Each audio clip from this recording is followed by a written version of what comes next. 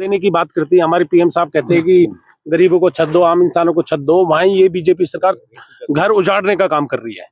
आज आप देखो, परसों बिना नोटिस दिए सुबह 4 बजे यहाँ 500-700 फोर्स लेकर HSVP पहुंच गई थी। यहाँ लोग अपने घरों से जगह नहीं थे और तोड़फोड़ शुरू कर दी थी। फिर किसी तरह इन्होंने, गांव वाले इकट्ठे हुए तो उन्होंने फिर समय मांगा, तो उन्हें भी 24 घंटे का समय, 2 दिन का समय देके गए हैं। तो हम 2 दिन का समय का इंतजार न करते हुए हमने कल एक पंचायत करी कि भाई अपनी बात को सरकार तक पहुंचाना है और इस तोड़फोड़ को रुकवाना है। तो आज कल हमने डिसाइड किया कि डीसी साहब को हम आज ज्ञापन देंगे। और हमारे बीजेपी सरकार में 2 गुर्जर मंत्री हैं। हम आज डीसी साहब को ज्ञापन देने के बाद फिर अपने मंत्रियों से मिलेंगे और इस तोड़फोड़, इस कार्रवाई को रुकवा करेंगे, क्योंकि ये जो एग्बारमेंट हुई है ये गलत तरीके से कर रखी है। क्योंकि जो ये एग्बारमेंट हुई है ये 2009 में हुई है और यहाँ 40 साल पुराने घर बने हुए हैं। उससे पहले ये सारा कवर्ड था।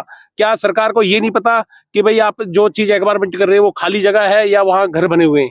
और यहाँ 40-50 साल पुराने घर बने हुए हैं और करोड़ों रुपए लोगों ने अपने मकानों में लगा रखे हैं। आप ये देखो कि एक आदमी, एक आम इंसान, एक गरीब इंसान पूरी जिंदगी में एक घर बना पाता है बड़ी मुश्किल से, और ये उस घर को उजाड़ने का काम कर रहे हैं। तो मैं यही कहूंगा, सरकार को जागना चाहिए। उसके बाद हमारे जो बीजेपी सरकार में हमारी बिरादरी के मंत्री, मैंने यही कहा, कल एक डिसाइड हुआ, तो वहां जाके उनसे भी अपनी बात रखेंगे, अपना दर्द उनके सामने रखेंगे, बीजेपी सरकार के सामने रखेंगे। बात कर नीति और न्यायति, किसमें फर्क समझते हैं? कहते सरकार कहती है पैसा दे चुके हैं और ये कहते हैं पैसा नहीं मिला। नहीं, पैसा अभी हमारे गांव वालों ने किसी ने भी नहीं पाया। ये सब झूठ बोल रहे हैं। किसी ने आज तक पैसा मिला बाबूजी? किसी ने नहीं पाया। अगर ये मुआवजा उठाते तो यहाँ बैठते। अगर ये मुआवजा उठाता यहाँ क्यों? रहने को तो जगह ना, पैसा लेंगे कहाँ से भैया? रहने को तो जगह नहीं है। सरकार ले रही है, एक बार बताओ, पैसा कहाँ से ले लेंगे? नहीं तो कह रहे पैसा दे दिया। नहीं, पैसा कोई नहीं, पैसा कोई नहीं। बोलो नेताजी, पैसा लिया। और दूसरा मैं बता दूं, जब देश आजाद हुआ था तो 40 करोड़ की जनसंख्या थी इस देश की। आज 150 करोड़ जनसंख्या है। जो गांव का एक दायरा था उस वक्त 2000 की पॉपुलेशन मान के चलो आप, आज 4वीं-5वीं पीढ़ी चल रही है 78 साल में। क्या जो लोगों के अपने घर थे, क्या उनके पॉपुलेशन बढ़ेगी तो रहने के लिए जगह भी तो उन्हें बनानी पड़ेगी? तो ये हमारे अपने खेत हैं, हमारे अपनी मलकियत है, हमारे अपने हैं, तो यहाँ के हम रह रहे हैं। तो इनका मतलब ये थोड़ी कि आप हमें उजाड़ने का काम करोगे। तो ये हमारा हक है और ये हक की लड़ाई हम लड़ेंगे, चाहे हमें जमीन से लेकर सड़कों पे उतरना पड़े। और आज हम डीसी साहब को ज्ञापन देने जा रहे हैं। नेताजी कह रहे हैं जमीन से लेकर सड़कों पे उतरने को तैयार है, सरकार नहीं मानेगी। बस नेताजी ने तो बोल दिया, आप भी तो साथ देना पड़ेगा ना आप लोगों को। ये मेरा काम है, सुनो। और मैं बता दूं, ये कोई पॉलिटिक्स वाली बात नहीं है, ये मेरा परिवार है और मैं अपने परिवार के साथ खड़ा हूँ। मुझे अगर बीजेपी के दर पे भी जाना पड़े तो मैं अपने परिवार के साथ खड़ा हूँ। ये लोग सारे, जब आपसे हम, आज हमारे गांव में एक मौत हो गई है जिस वजह से संख्या कम है। कल आप देखना यहाँ पे हजारों की भीड़ मिलेगी। हमारी बहनें, बेटियां, औरतें, माए सब यहाँ पे मिलेंगी। आप सरकार ना मानी तो? सरकारी ना माने तो हमें मार के मानेगी। पहले लोग कुर्बान होते रहे, हम भी कुर्बान हो जाएंगे।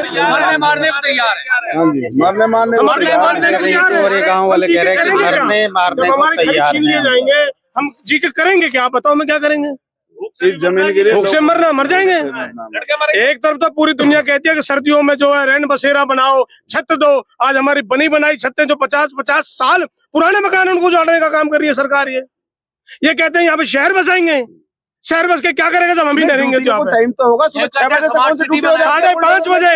मैं आपको पत्रकार महोदय जी आपको बताना चाहता हूँ आपके चैनल के माध्यम से, ये जो सामने होली चाइल्ड स्कूल है, रात को पुलिस इसमें सोई है।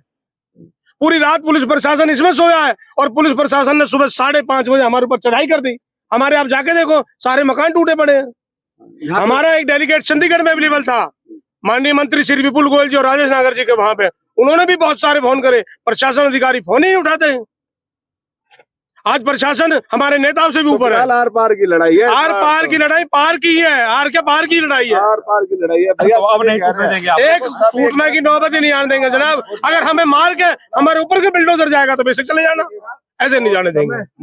बहुत सारे लोग आए हुए हैं और कैसे इकट्ठे हुए हैं सर? ये अभी परसों की बात है, बिना सूचना दिए सुबह 6 बजे यहाँ पे मेरे ख्याल 500 पुलिस वाले लगभग और हुड्डा के अधिकारी यहाँ पे आके उन्होंने हमारे कुछ मकान तोड़ दिए बिना मैसेज के। और इसमें क्या है, यहाँ किसी भाई ने मुआवजा नहीं उठाया और जितने मकान है 50 साल से पहले बने हुए हैं, मकान बने हुए होने के बाद इस जमीन को एक्वायर किया गया। तो जब मकान बने हुए तो एक बार करनी ही नहीं चाहिए। अब यहाँ पे आप सुनोगे चकित रह जाओगे, यहाँ पे 600 रुपए गज के हिसाब से जमीन का मुआवजा दे रहे हैं, और यहाँ पे 2 लाख। हाँ, कोई बात नहीं, यहाँ पे 45 में कोई फर्क नहीं पड़ रहा, 645 में। और यहाँ पे आप जहाँ पे खड़े हो, ये सेक्टर है, यहाँ पे 2 लाख रुपए गज है। तो ये नाइंसाफी हम होने नहीं देंगे। उस दिन ये चलो आगे फोर्स के साथ। अब हम आपके माध्यम से कहना चाहते हैं, जितनी भी फोर्स है ये लेके आए, यहाँ से एक भी बंदा आपको आज दिख रहे हैं, और ज्यादा जनसंख्या में आपको यहाँ हमारे जितने भी आस पड़ोस के गांव हैं वहां से भी लोग आ रहे हैं, और हमारी जो माता शक्ति माता बहनें वो भी आपको यहाँ पे मिलेंगी। तो हम ये अन्याय अब एक ईंट नहीं टूटने देंगे। एक न्याय कहते हैं, न्याय मगर हुड्डा वाले तो कह रहे हैं कि आपने मुआवजा ले लिया है। नहीं, एक वो दिखाएं किसके साइन हो रहे, किसान के दिखाएं, किसी ने 1 रुपया मुआवजा नहीं उठाया। ये जितने मकान है, एक रुपया किसी ने नहीं उठाया अभी। ये